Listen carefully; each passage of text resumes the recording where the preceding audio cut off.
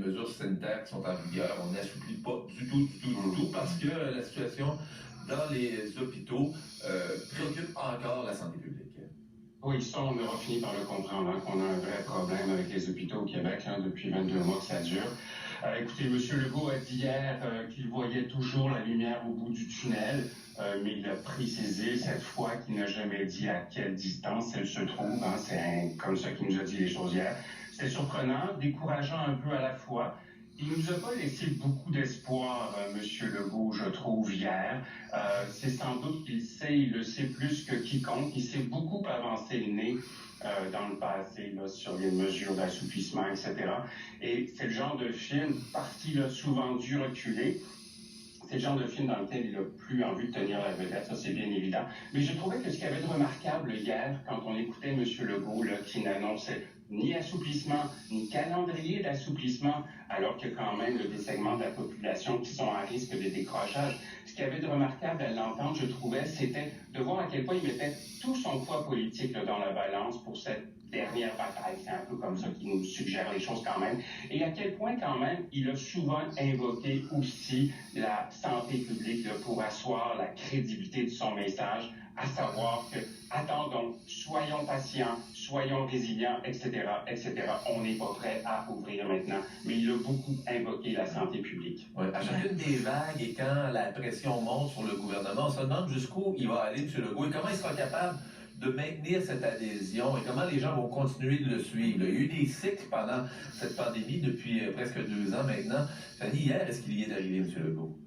Bien, il le dit lui-même, hein, il a énormément de pression sur les épaules hein, pour assouplir les mesures et il a ce défi devant lui, M. Legault, d'essayer d'avoir un discours un peu nuancé, si on veut, hein, parce qu'il sait que les gens sont fatigués.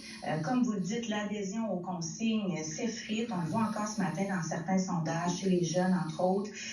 Lui-même par des points aussi dans certains sondages, son gouvernement. Mais en même temps, le réseau hospitalier est au bouchon. Donc, il essaie de donner un peu d'espoir où il peut. Alors, hier, comme dit Jean-Marc, il a encore parlé de cette lumière au bout du tunnel, comme pour qu'on se raccroche là, collectivement à ça. Mais en même temps, on a bien compris hier, et c'était peut-être plus clair que la semaine dernière, que cette lumière-là, elle est encore loin et qu'il va falloir que le système hospitalier arrive à reprendre son souffle là, pour qu'on puisse passer à des assouplissements. Mais son discours était beaucoup plus aligné avec celui de M. Dubé la semaine dernière, parce que souvenez-vous, jeudi dernier, là, il était très optimiste, il avait même évoqué la réouverture de restaurants. Ça lui a été un peu reproché parce que c'était vraiment peut-être pas tellement cohérent avec le discours de M. Dubé, qui lui avait le visage long et qui voyait la situation dans les hôpitaux. Mais donc hier, c'était beaucoup plus aligné avec la situation des consignes sanitaires et la situation dans les hôpitaux. Oui, j'ai envie de dire que Doug Ford l'a pas aidé hier, Doug Ford, quand il fait son annonce aussi, là, parce que, bon, on pourrait le dire, voir un petit peu ce qu'il fait en Europe et ailleurs aux États-Unis, mais dans une juridiction très près de chez nous, comparable à la situation sanitaire, quand M. Ford, lui, annonce déjà un plan de déconfinement pour la fin du mois de janvier, ça met aussi de la pression, ça, sur le premier ministre. C'est pour ça qu'il faudrait quand même pas être étonné là, d'entendre M. Legault s'avancer d'ici peut-être 2 semaines sur un calendrier d'assouplissement. Moi, je serais pas étonné qu'il en dévoile un d'ici une dizaine de jours. Évidemment qu'il n'y aura pas effet immédiat, mais il va devoir sans doute mettre des perspectives du genre, justement pour maintenir l'adhésion. Mais sans dire ouvertement, je pense que M. Legault estime là, que les Québécois, dans leur ensemble, vont lui reconnaître à terme le sens des responsabilités dont il dit, lui, faire preuve actuellement en maintenant les consignes actuelles. Autant c'est difficile maintenant, autant je pense qu'il pense aussi, parce que tout est politique également, on le voit en Ontario, je pense qu'il estime qu'il en tirera des gains à terme.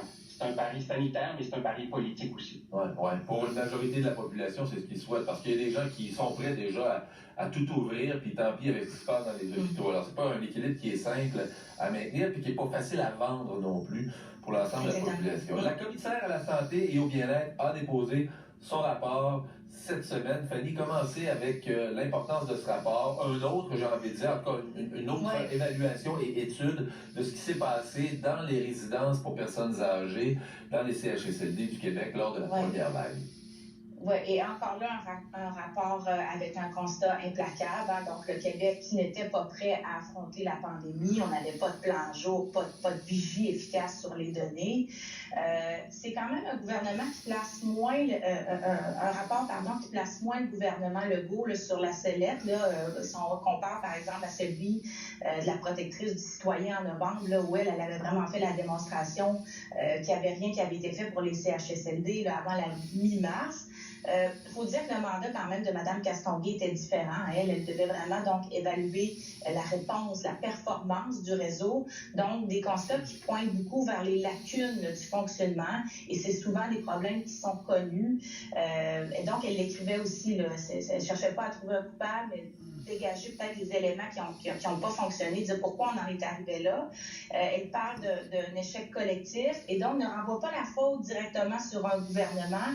Et ça, M. Legault l'a bien compris. Hein, hier, quand on écoutait sa réaction, il a dit la conclusion de Mme Castonguay est claire. Donc, elle montre depuis plusieurs années que nos CHSLD ont été négligés. Donc, il a bien appuyé plusieurs années. Hein, donc, ça implique que son gouvernement n'est pas le seul responsable dans tout ça.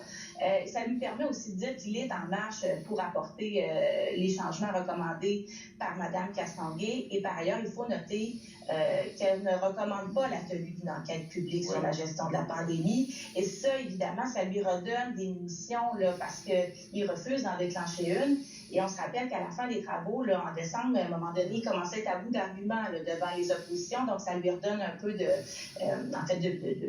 munitions. Ceci dit, c'est pas terminé, hein, parce que, bon, la coroner pourrait peut-être, elle, en demander une, enquête publique. Et chose certaine, les partis d'opposition, eux, vont continuer de le demander là, à la rentrée dans 2 semaines. Là. Très bien. Jean-Marc, sur le rapport de la commissaire Castonguay. Je trouve qu'elle a eu raison de dire cette semaine que les directives et les préconisations de la santé publique là, seraient mieux comprises et acceptées par les Québécois si elle les exprimait, là, ces directives-là, sans la tutelle du premier ministre québécois, comme ça a encore été le cas hier. Autre chose peut-être que je retiens, c'est que finalement le gouvernement accueille assez favorablement. C'était le préconisé. Puis il veut faire une pierre deux coups avec ça, c'est très clair. Là. Il veut refonder, je reprends le terme employé par M. Legault hier, il veut refonder le système de santé et de services sociaux au Québec, qui a montré toutes ses lacunes, etc. Et puis, il veut préparer sa campagne électorale avec un engagement substantiel à cet égard. C'est bien évident.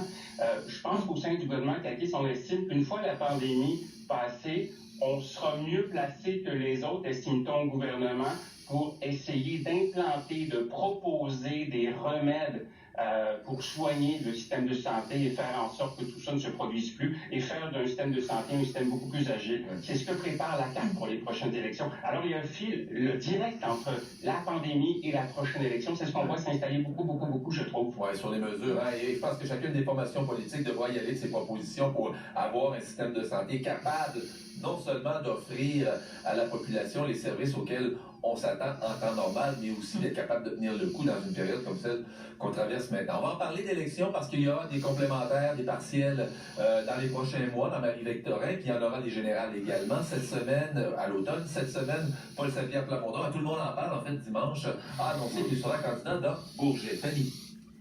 Oui, ben c'est un choix qui est symbolique pour le Parti québécois parce que bon, c'est l'ancienne circonscription de Camille Lorrain, donc le père de la charte de la langue française. On sait que le Parti québécois veut justement se distinguer là, comme option politique en allant beaucoup plus loin que la CAQ dans la protection du français.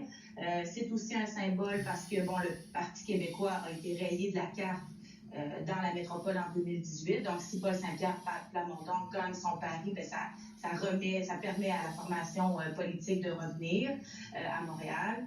C'est aussi quand même un pari calculé, hein, parce que c'est une circonscription qui est passée de justesse à la CAQ en 2018.